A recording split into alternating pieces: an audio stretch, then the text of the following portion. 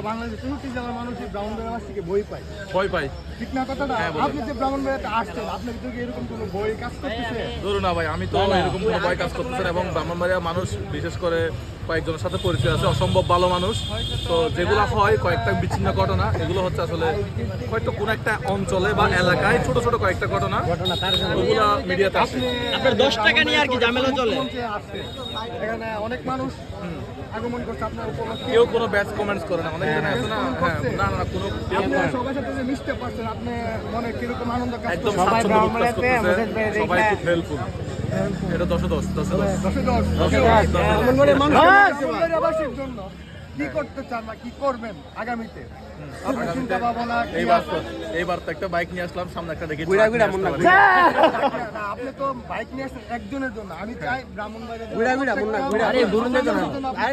কাজ করেন, হ্যাঁ আমরা চাই। ঠিক আছে, আমাদের ড্রাইভার যারা আছে আমরা এখানে উপস্থিত সকলের দাবিতে সবার জন্য করি। বাইক তো দিচ্ছেন একজনকে, একজন স্বাবলম্বী হওয়া তো আর জেলার বাসী স্বাবলম্বী হওয়া না। আমি তো আমার নিজ এলাকায় চট্টগ্রামে কিছু করতে পারি না। আস্তে আস্তে তো করতে হবে, সবাই আমাদের সাপোর্ট আছে আপনার সাথে। আপনি আসবেন বারবার ব্রাহ্মণবাড়িয়া শহরে, ঘুরবেন, দেখবেন, ব্রাহ্মণবাড়িয়াবাসীর জন্য কিছু করবেন। ঠিক আছে, থ্যাংক ইউ সো আর মাচ। ব্রাহ্মণবাড়িয়া ঘুরে আপনার কাছে কেমন লাগলো? আমি এখনো পর্যন্ত ঘুরি নাই, আজকে মাত্র just ভাই আসলে আমি ঘুরে নিয়ে আসবো। ঘুরেন চল, আমরা ঘুরে নিয়ে আসি শহরে।